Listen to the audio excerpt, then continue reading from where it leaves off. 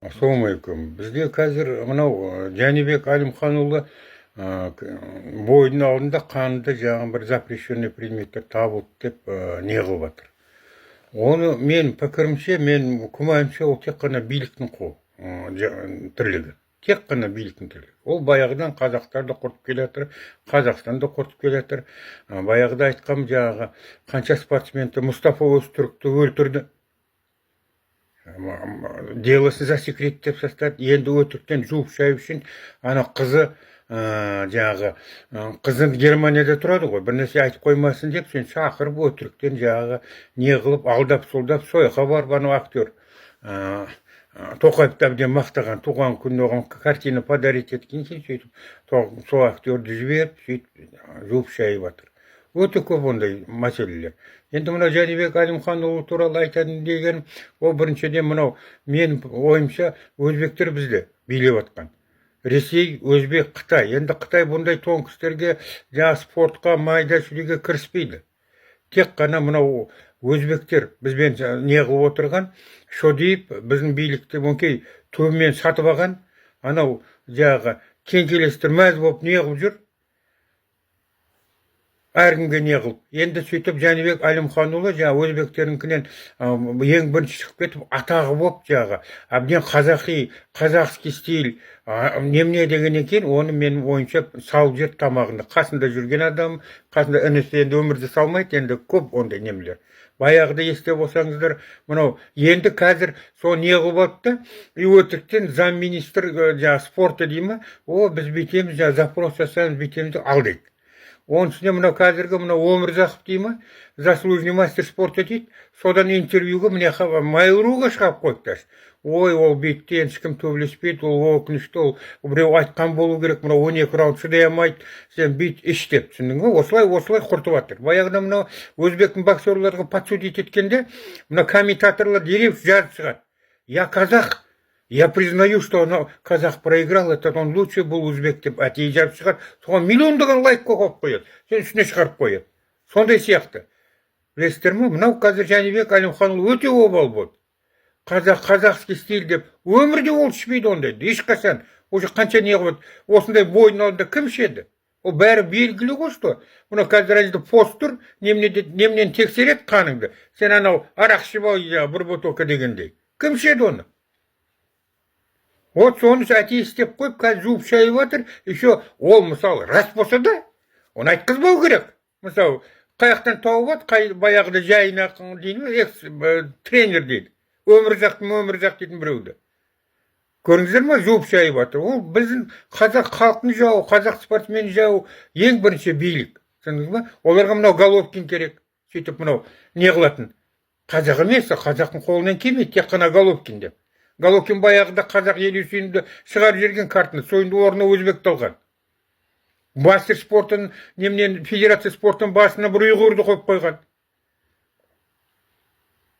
Баяғыда біздің жерде Өзбекстанға кім бер жерген? Юсупов. Мен оны национальный не алып атқан жоқ, мен шындықты айтып аттым. Обал Жәнібек Әлімханұлы. Баяғы осының алдындағы Айдос Ербосынұлы қазақша бөр киіп, не қылып, қазақпы деп жүреді. Оны да подставить етті жаңағы, ослабить еткізіп бойдың алдында. Сөйтіп телевизорда, Қазақстан телевидениеде көрсетіп жатыр. Анау уже не оққан екен, анау кубинец бұрған екен, ұшып кеткен екен. Қуанып тамаша деп айқайлап жатыр. Біздің комментатор, қазақтың комментатор, өзі білмей қалды айтып жерген. Датау манкут қылып жерген, шайтан бит бастарын не қылып жерген ба? Сөйт не қылған. Соны қазір көрсетінші маған, дәлелінде, сол бойды. Жоқ, ішкерді. YouTube ішкерді, басқалардың бәрікі бар, ол жоқ. Сол үшін құртып жатыр. Баяғыда ол тұрмақ мынау спорт барыс дейтін хоккейный клуб, Талғат Жайлауов дейтін хоккейист болады. Қазақ өте шустрый, бейт орыстарға гол кіргізіп жібереді, российский клубтармен ойнайды ғой. Оны біздің ботты қарсы алып атқан сияқты аэропортта. Бейт оршақтардан кеп көтеріп, мақтаған көтерді, қолын алып тастады, тарс етіп құлады. Оған не дейсіздер? Травма ма, содан кейін болған жоқ. Тағда российский клуб, тағда анау российский клубтар жеңіп келетіреді, финский тренер болған. Лара Сенін деймі? Дереу оны алып тастады. Актер болсын, бірақ бірінші шықпасын. популярный болмасын. Қазақтардың бізден жақсы ешкім болмасын. Ертең мына қазақ халқы олар жақсы, солардың артынан барады. Тек екі ойлы. Біріншіден ана өзбектер бізді править етіп жатыр. Ішкі немнеге кіріп, сөйтіп ішінен бүйтіп жаңағы немнесі бар. Өзбек болғанда мен өзбек халқын еш нәрсе деп жатқан жоқ. Ішіндегі анау әр халықтың өз негодайлары бар ғой. Бизнесмендер, халқы, өзбек халқы қиналып қан сүйіп жүргенде олар жаңағы әртүрлі жаңағы көмектесетін орнына олар тек қана өз басын ойлап жүріп миллиардер болып отыр. Қазақстанды мысалы тонап Шодиев дейтін, Ибрагимов дейді, басқалар. Солардың біздің билік, солардың кешіңіздер бір шестеркасы болып жүр. Не дейді, соны айтады. Мен айтпаймын ғой, талай мен орыстарға қарсы бір нәрсе десең, орыстар жібереді прессовать етуге артымыздан көшеде. Өзбектер қылса, өзбектер ма бір оларды бар жібереді, олармен алысып төбелесіп артеуін не қыламыз. Сол біздің немнесі. Жәнібек Әлімханұлы ешқашан ол ішпеген, не қылмаған. Мына Өмірзақов дейді оңбағанға мен айтайын дедім, ол тренер болған екен, бір какой-то мастер спорта. Мастер спорта как бір 100 000 теңге берсең, саған береді мастер спорта. Мен пікірімше. Ол кім ол сөзі? Ондай мысалы рас болса да айтпау керек қой. Ол специально сөйтеді. Мысалы мынау Ербосынұлында жағы жеңілткісті артынша жуып шаяды. Қалай айтса? Оның магазинде бір нәрсесі бар. Қорқақ видимо, душасы. Басына не қойған қысып. Мен пост шығарып едім, қазақтарды мынау Қазақстанның билігі қысқан екен. Сол үшін орысша сөйлеп жатыр. Мына шетелде қазақтар, Қытайда, Монголия, Иранда қазақтар қазақша сөйлейді. Олар ешқашан басқа тілінде өзінен сөйлемейді деді. Дереу қараптан қарап пост шығарып жатыр. Осы Ербосынұлы, видеосы жоқ. Мен таңғаламын, осы Қытайда келе жатырмын. Қытайлар, қазақтар сөйледі, ана тілінде сөйлемейді деп. Қараптан қарап, мен постына не қылып жатыр. Осындай шестерка немелермен сөйтіп өздері не қылып жатқаны. Видеосы жоқ, немне жоқ. Баяғы Арман Оспановты попутниктен ұтқызды. Алдында Арман Оспанов бәрін ұтып келетқанда үй жоқ, жай жоқ, 5-6 қызы бар еді уже. Не қылатқан жоқ. Көмек бермейді. Қалай попутник ұтқызды көріңдер. Қолында жаралар, немелер. Оның бәрі шайтан арқылы істейді олар. Біздің билік шайтанның немнесі болып тұр ғой. Маған талайды істеген. Важный немне температураны көтеріп жібереді. Давление көтеріп, әлсіреп қаласың. Сөйтіп бойын алдында әлсіретіп, оның үстінен ұтылтқызады. Не қылып? Шық деп ұтылып еді. Бұрында жағы бір тиын бермейді дейді. Шымкенттің әкі 4 бөлмелі квартира берді. Егенбердиев анау Рогозиннің бір орысы бар еді, немнесінен. Одан ұтылып еді, оған бір тиын бермейді дейді. Оспанов болған видеоны шығарғам. Қомақты ақша берген. Ұтылған екен, Арман Оспановқа да ұтылған екен. Жағы Полпутников Путин любимчігінен. Жағы Егенбердиев российский Рогозин деймі, сонда немнен ұтылған екен беріп отыр. Одан кейін не үміт, не қайыр. Анау Мұстафа Өзтүркті өлтірді. Қанат Исламды нағыз қазақ, дерзкий, удары нокаут үйрететін олимпиадаға жібермей қойды. Сол нағыда біздің өңкей жалтақ қылып қойған боксерлар. Сәл не қылса біреуге жеңсе батып құшақтайды, брат, ол дерзкий, знаете, казах какие мы дегенде сондай қазақ бол, Қанат. Соны не қылып жерген. А мынаны көріп жатсыздар ғой, жағы анау теннисистка аты кім еді фамилиясы? Рыбакина. Асты үстіне кіріп жағы анау Назарбаевтың жағы Тоқаевтың кімі жағы кошелегі білет. Утемуратов. Алдынан кіріп жағы артын немнесінен шығып, қайдақ бір немнені миллиондаған доллар қылат еді. Ол жеркент даже Қазақстанның артынан олимпиадаға да шыққан жоқ. Қазақстан бір туымен де шыққан жоқ. Оған миллиард доллар болған. Міне не қылып жатқан. Сол үшін мынау Жәнібек Әлімханұлы осы қашан не қылмаған. Ақмақ емес ол. Ол күшті боксер. Ол жеңгет баяғыда анау өзбекский Беккулиев деймі, Тиккулиев деймі нокаутқа қатты жіберген. Сол қазақ асып кетпесін деп артынан Ербосынұлы не қылды. Енді мына жерде уже көріп тұр. Мынаны жеңсе уже шығады қазақтардың аты. Мына нокаут білді. Бұл да көбейінсіз қой. Алдында анау Ербосынұлы аданда иттей қылып жеңіткізі асылайып кетті. енді мына жерде мынандай қылып жатыр. Тек қана мынау билік істеп жатқан. Біліп көріп жатсыздар, мен басынан өтіп жатырмын ғой. Қазақ тілінен қандай не қылсаң прессовать етеді. 24-ші какой-то мектептің жағы мектеп немнесіне қанша бұқыр қырылысып не қылып, бұл как будто бір Россияда тұрып, өз қазақ тілін продвигать еткендей отыр. Бұл Қазақстанда болып жатыр. Содан кейін не үміт, не қайыр.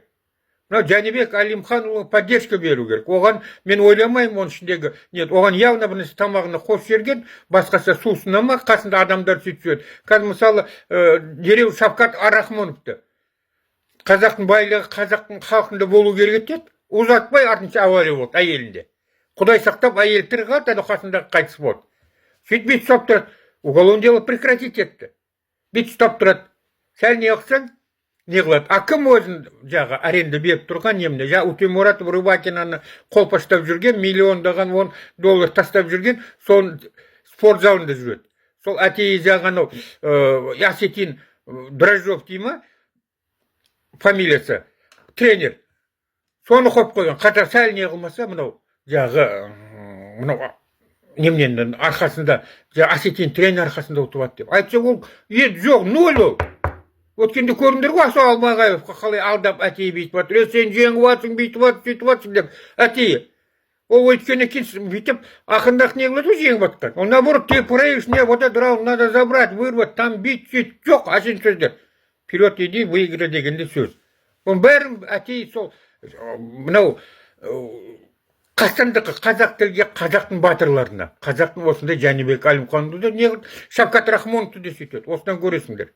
Шавкат Рахмоновты да сөйтіп не қылады. Мына Шавкат Рахмоновты баяғыда ол қазақ емес, өзбек деп жүргендер барлығы жағы мына Қазақстанның жағы боттар, акимат, КМБ, ФСБ, немнелер, полицияның боттары. Түсіңіз ба? Немне Сабыр Рахимов ол қазақ емес, өзбек деп жүрген баяғыда олды да жағы онке біздіңкілер. Оны өзбектер жазған. Енді мынау тарихты біздің ақыры өзбектерді жағы олар ішінде кауыты Найман, арғында мынау Аяқабы алтын орданың ішінде олар править ет. Өзбек ханды да өзбек қылып жүрген мынау фильмге нақ қарсы болды мына Жошы хан Тоқаев қойсын деп кен. Онда да өзбек сияқты біреуді қойып қойған. Түсіндіңіз ба? А өзбек хан түбі ол қазақ. Түбі емес ол қазақ. Ол Жошы ханның немересі. Батуханнан келетқан. И өзбекский ханство деген қазақтар екі бөлінген. Мысалы, Найман мен Арғын бөлінсе, мынау немене. Олар өзбектер айтады, мен Найман дейтін атын берші десе, сөйтіп Найман болып кетсе, сонда Наймандарды өзбек болып кеткені ме? Бұл национальный вопрос емес, мынау әділеттікке не қылып жатырмын мен. Бұл жерге ешқандай өзбек халықтың қазақ ешқандай қатынасы жоқ. Билікте отырған біздің сатқын биліктер, әбден сатқын көздеріне жетіп жатыр.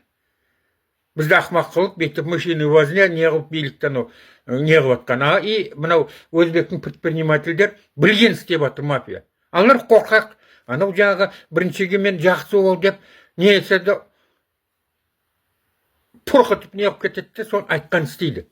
Онкей тұрсылейбей, онкей патхалим, 10 жүзді немелерді отырсып қойған, и басқа не қойып қойған, ішіндегі смотрящийлер қойып қойған, скляр, міляр, тағы басқалар сияқты.